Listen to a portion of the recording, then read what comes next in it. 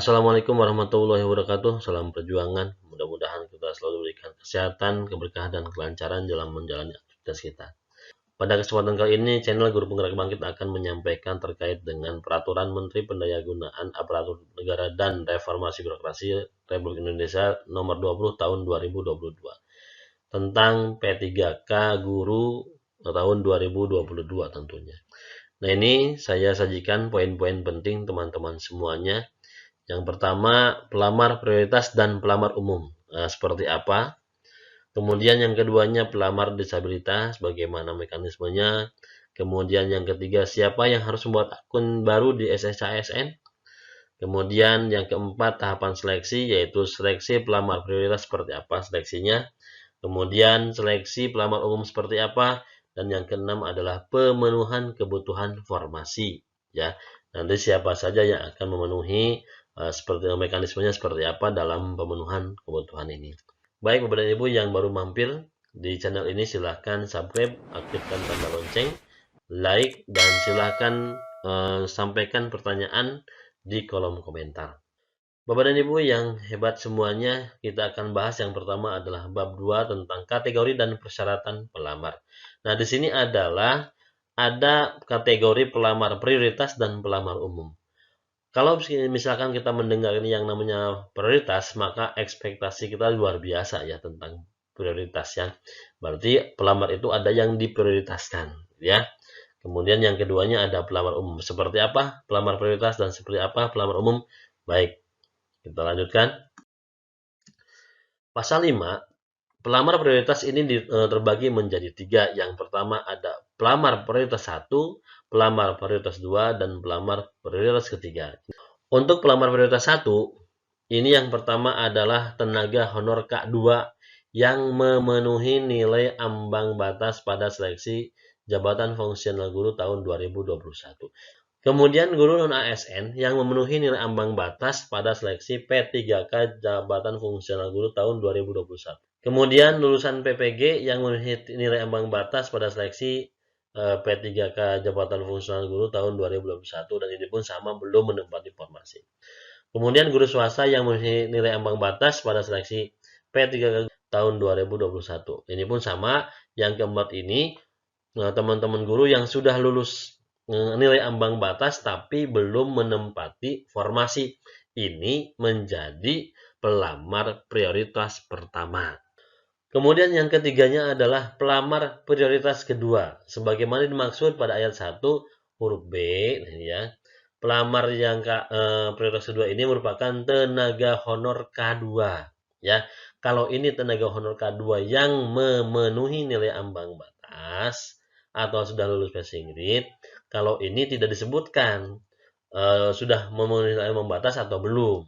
Kemudian yang keempat adalah pelamar prioritas ketiga. Sebagaimana dimaksud ayat 1 huruf C merupakan guru non-ASN di sekolah negeri yang terdaftar di Dapodik. Jadi teman-teman guru yang sudah masuk Dapodik dan memiliki masa kerja paling rendah 3 tahun. Pemerintah luar biasa dengan mengadakan prioritas ini, berarti pemerintah memperhatikan masa kerja kita, kemudian memperhatikan K2, di mana K2 ini angkatan sangat lama sekali ya, SK dari sekolahnya, yaitu 2005 ke bawah gitu ya. Kemudian di sini ada pasal 6 yaitu pelamar umum. Pelamar umum itu adalah lulusan PPG yang terdaftar pada database kelulusan PPG ya.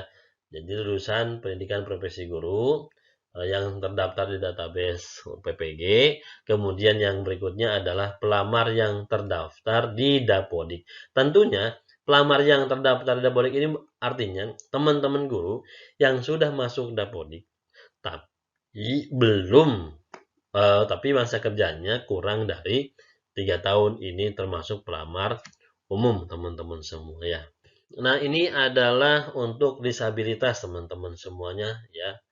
Pasal 7 ini kan pasal umum ya, usia dan sebagainya. Nah, kalau ini disabilitas, ini khusus disabilitas teman-teman. Yang pertama, yang A, melampirkan surat keterangan dari dokter rumah sakit pemerintah atau puskesmas yang menerangkan jenis dan derajat kedisabilitasannya. Yang kedua, menyampaikan video singkat yang menunjukkan kegiatan sehari-hari pelamar dalam menjalankan tugas sebagai pendidik. Nah, ini ya teman-teman, untuk disabilitas menambahkan persyaratan ini ya. Ini juga untuk disabilitas, penyandang disabilitas rungu tidak dapat melamar ke kebutuhan P3K Jabatan Fungsional Guru Bahasa Indonesia atau Bahasa Inggris. Kemudian penyandang disabilitas daksa tidak dapat melamar ke kebutuhan guru pendidikan jasmani, olahraga, dan kesehatan. Kemudian yang C, penyandang disabilitas netra tidak dapat melamar ke kebutuhan P3K guru, seni budaya, dan keterampilan. Ini terkait dengan pembuatan akun. Ya, jadi pelamar itu mengajukan lamaran secara daring melalui SSCASN dengan terlebih dahulu membuat akun dan disertai dengan proses pengunggahan dokumen yang dipersyaratkan secara elektronik, KTP dan sebagainya ya teman-teman semua. Kemudian nih, yang kedua, pembuatan akun sebagaimana dimaksud pada ayat 1 hanya dapat dilakukan sebanyak 1 kali di awal pembukaan seleksi P3K Guru tahun 2022. Ya. Kemudian, pembuatan akun sebagaimana dimaksud pada ayat 1 dikecualikan bagi pelamar sebagai berikut. Pelamar prioritas 1 sebagaimana dimaksud dalam pasal 5 ayat 1. Kemudian pelamar yang telah memiliki akun pada seleksi tahun 2021 ya. Jadi teman-teman semua yang sudah memiliki akun pada tahun 2021 ini tidak usah membuat akun lagi ya, karena kan teman-teman sudah mempunyai akun. Nah, kecuali pelamar baru ya, pelamar baru yang belum membuat akun, silahkan teman-teman bisa membuat akun di sini ya. Jangan sampai lupa ketika teman-teman akan sudah ada informasi pendaftaran buat akun, langsung buat akun, jangan ragu-ragu. Untuk seleksi teman-teman ke bagian seleksi tahap 1, tahap 2 atau tahap 3 itu nanti menyesuaikan dengan kategori teman-teman ya. Yang jelas pembuatan akun itu serentak di pendaftaran ya. Kemudian pelamar sebagaimana dimaksud pada ayat 3 huruf B dapat melakukan pembaharuan data dan mengajukan lamaran menggunakan akun yang telah dimiliki. Yang ini ya. Jadi teman-teman kalau misalkan ada pembaruan dan sebagainya, silahkan dimasukkan melalui akun yang teman-teman sudah miliki. Ada seleksi administrasi dan ada seleksi kompetensi sama dengan yang kemarin. Nah, di sini untuk seleksi kompetensi atau administrasi kan teman-teman sudah tahu biasa ya. Administrasi mengunggah dokumen-dokumen yang diminta nanti oleh akun SSASN kita nanti diminta seperti apa ya. Nah, ini untuk seleksi kompetensi juga sama. Ini ada teknis, kompetensi manajerial, kompetensi sosial, kultural. Kemudian nanti ada wawancara dulu ya. Nanti teman-teman bisa pantengin di channel ini. Kita akan contoh-contoh soal terkait teknis, manajerial, sosial, dan juga wawancara ya. Nah, ini ada lagi seleksi prioritas. Nah, ini beda lagi teman-teman. Berarti seleksi prioritas ini adalah seleksi untuk pelamar prioritas. Yang pertama, pasal 32 ini, seleksi kompetensi bagi pelamar prioritas 1 menggunakan hasil seleksi tahun 2021. Nah, ini ya. Jadi, untuk prioritas ini menggunakan hasil seleksi tahun 2021, artinya yang sudah lulus passing grade. Seleksi kompetensi sebagaimana dimaksud pada ayat 1 terdiri atas seleksi kompetensi 1 dan seleksi kompetensi 2 ya, yang tahun 2021. Nah, di sini teman-teman semua ini semuanya menggunakan hasil seleksi kompetensi tahap 1 dan seleksi kompetensi tahap 2 tahun 2021 untuk pelamar prioritas 1. Artinya pelamar yang sudah lulus passing grade atau nilai ambang batas ya. Nah, di sini ketentuannya adalah apabila pelamar memilih jabatan yang sama pada seleksi kompetensi 1 dan seleksi kompetensi 2, maka dinyatakan lulus dengan menggunakan nilai akhir paling tinggi. Misalkan, bagaimana kalau misalkan pelamar memilih jabatan yang berbeda? Misalkan di tahap 1 memilih apa formasinya, tahap 2 memilih apa yang formasinya, maka yang dinyatakan lulus dengan menggunakan nilai akhir diambil seleksi kompetensi 2 terlebih dahulu ya. Gitu. Kalau yang ini yang terbesar, kalau yang ini kompetensi. Kemudian seleksi kompetensi bagi pelamar prioritas kedua dan pelamar prioritas ketiga dilakukan dengan menilai kesesuaian. Nah, teman-teman ingat untuk 2 dan 3 ini, kalau yang 2 adalah tenaga honor K2, kalau yang ketiga lulusan PPG ya, kemudian yang keduanya adalah guru yang sudah mengabdi dengan masa kerja paling rendah 3 tahun. Jadi, untuk yang seleksi pelamar prioritas kedua dan seleksi pelamar prioritas ketiga ini akan dilihat dulu datanya oleh Kemendikbudristek apakah sesuai atau tidak, ini Kak 2. Kemudian apakah guru ini sudah mengajar lebih dari 3 tahun, ya. Kemudian emang apakah ini benar lulusan PPG dan sebagainya. Nah, ini ya. Ini nanti akan akan dicek oleh kementerian, yaitu Kemendikbudristek tentunya ya, teman-teman.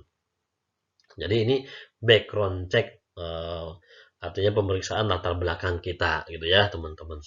Kemudian di sini pelamar prioritas wajib mendaftar pada sekolah tempat bertugas sepanjang tersedia kebutuhan yang sesuai dengan sertifikat pendidik atau kualifikasi akademik yang dimiliki.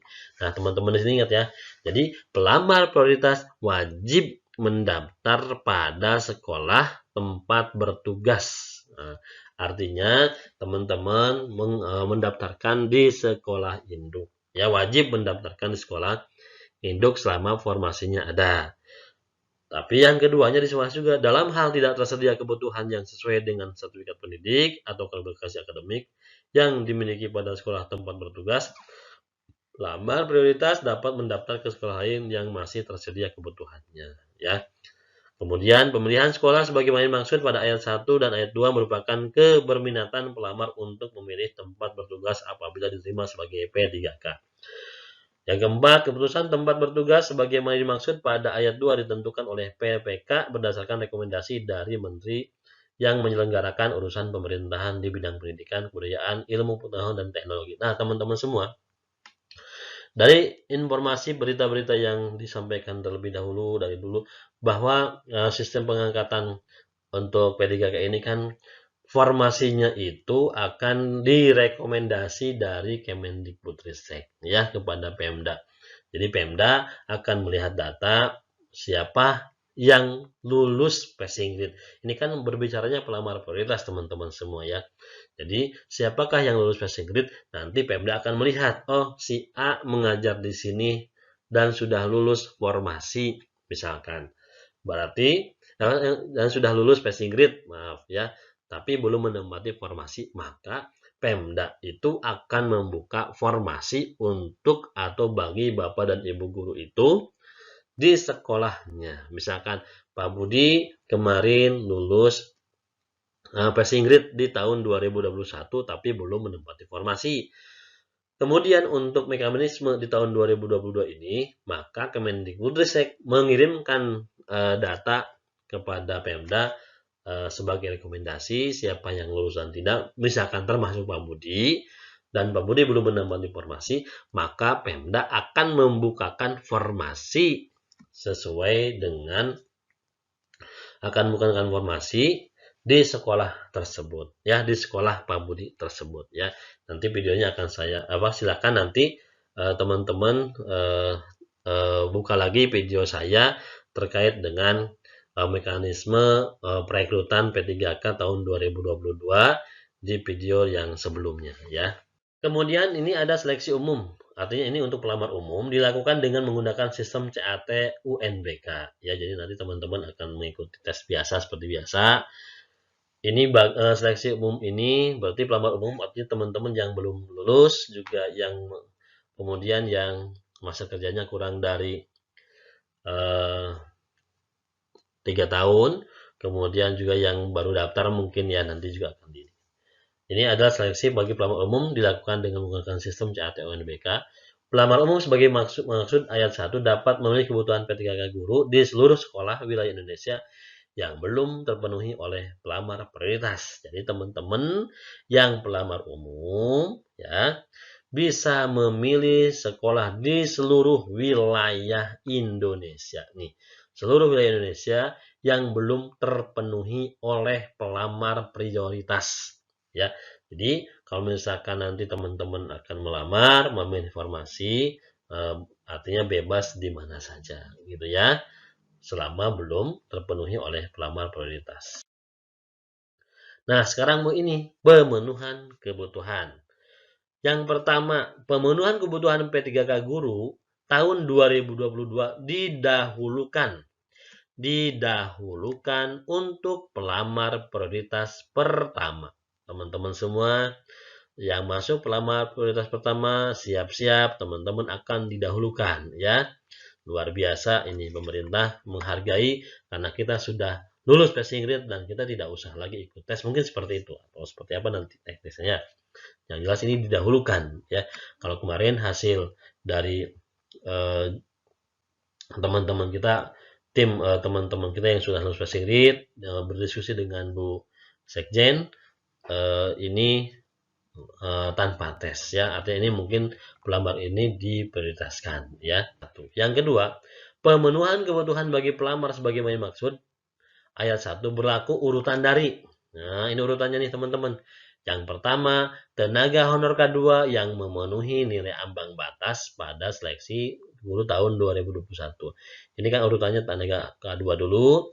Kemudian guru non ASN yang memenuhi nilai ambang batas pada seleksi tahun 2021. Lulusan PPG yang memenuhi nilai ambang batas pada tahun 2021 dan guru swasta yang memenuhi nilai ambang batas pada tahun 2021.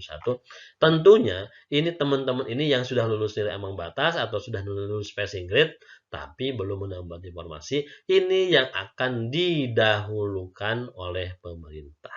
Kemudian dalam hal pemenuhan kebutuhan oleh pelamar sebagaimana maksud pada ayat 1 belum terpenuhi, akan dipenuhi oleh pelamar prioritas kedua, yaitu tenaga K2 ya. Kemudian dalam hal pemenuhan kebutuhan oleh pelamar sebagaimana maksud ayat 3 belum terpenuhi, maka akan dipenuhi oleh pelamar prioritas ketiga yang memiliki masa kerja di atas 3 tahun ya, itu menjadi prioritas ya.